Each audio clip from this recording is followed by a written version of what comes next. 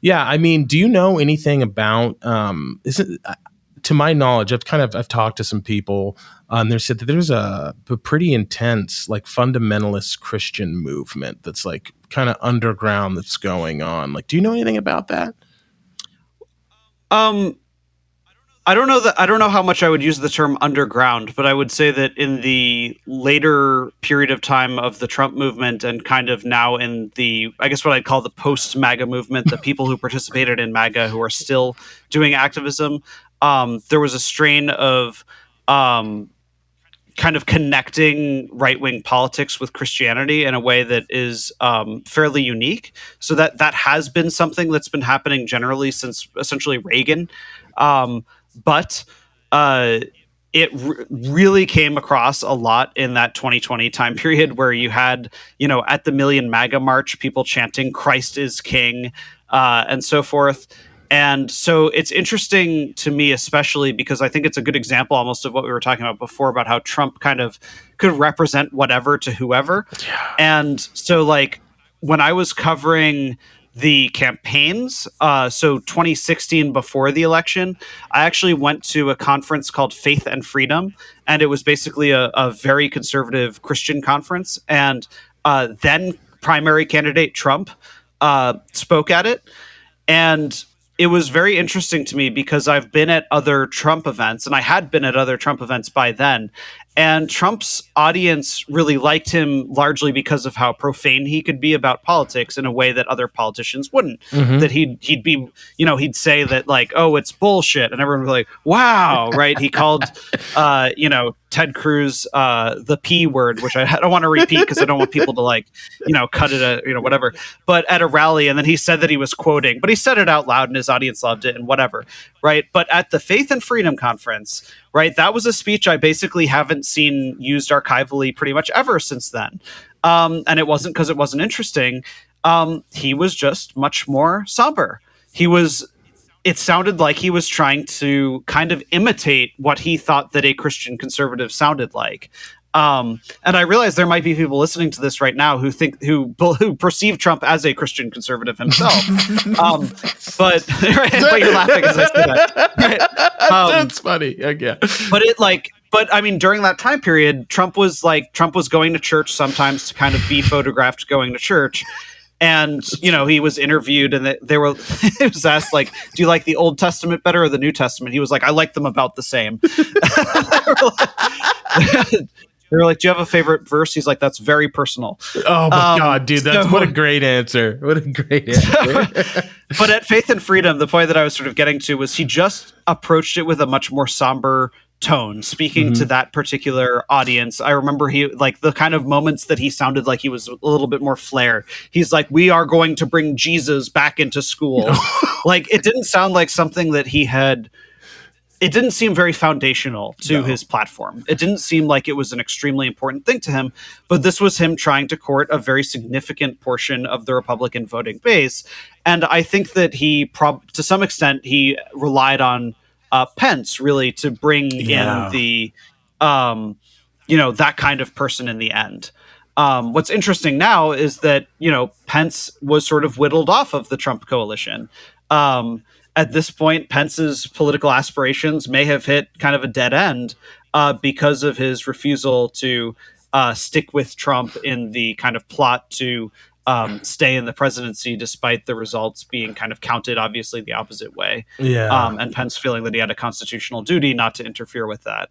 But at this point now, if Trump runs again, he'd have to basically pick a different vice president and so forth. And so it would be very interesting to see if he was looking for another conservative Christian kind of person like that, or whether he would choose like a true Trump loyalist who is, like, congratulations, Don Jr. Do you want to be the vice president? Oh, Jesus.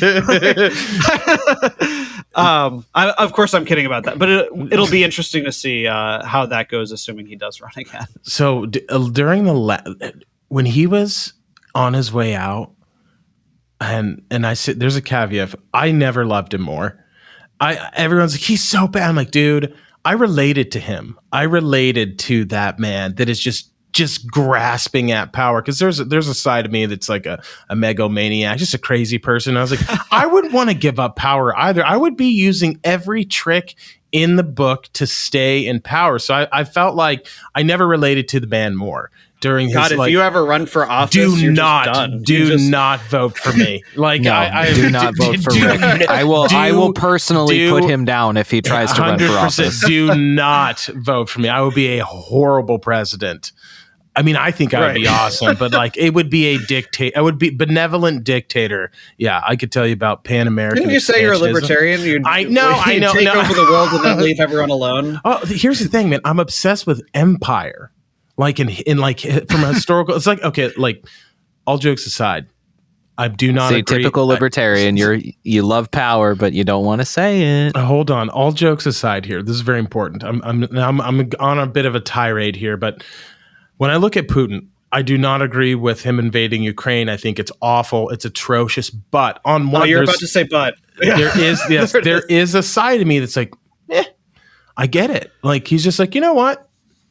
I want this. I'm gonna take it. Like, from a historical context, we admire, at least I do, empires, military history. I'm a giant military. Like, I look at Genghis Khan and the Mongol and the Horde, right? That was amazing. You look at Alexander the Great, amazing. Some of the pharaonic dynasties, amazing. The Yuan dynasty, all these things, they're all bad people. They're all terrible. They saw something, they wanted, and they fucking took it. They took a bunch of loot, slaves back, and then they got rich from doing that. It's interesting if one views yourself like if you're Putin, you're like, you know what, why not? Why can't I have an empire to this day? It's just interesting that one person could make the decision, said, I want to invade. I think that's fascinating. Again, I disagree, but like, who wouldn't want to be in that position to be able to do something like that? Don't ever vote How for did me. you feel when Trump was floating the idea of purchasing Greenland?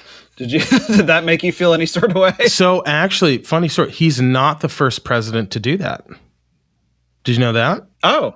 Yes, tell me about that. I believe John pulled this up because we're gonna dig in way back. I believe Truman offered to purchase Greenland from Denmark because it would be tactically, it's a great place to have bases and whatnot.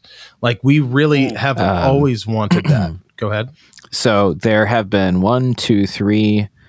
4 proposals by the United States to buy Greenland. The first was William Stewart, the Secretary of State, in 1867.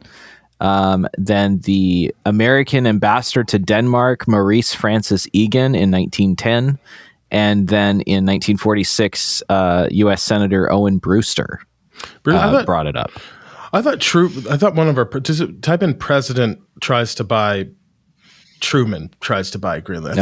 I thought he did. I will look on it was true. Was it Harry? Yeah, Harry S. Truman. He dropped the bomb. Okay, I think it was him. But 1946. His administration tried. They offered Denmark $100 million in gold.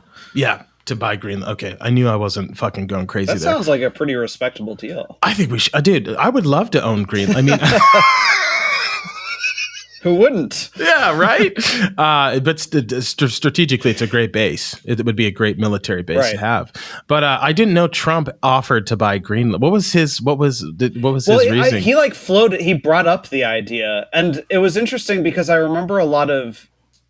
This was something that I think wasn't taken extremely seriously, and I remember like a lot of jokes were made about how he just wants like a new place for like golf courses and things like that. So I don't honestly, from memory, I don't remember a whole lot of like serious debate taking place over the subject.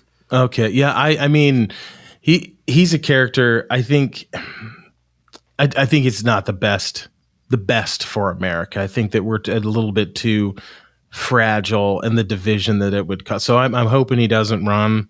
I think we're kind of screwed, and I think that you're going to get a lot of interesting content when this kicks off. But outside of that, all jokes aside, don't ever vote for me. That's number one. But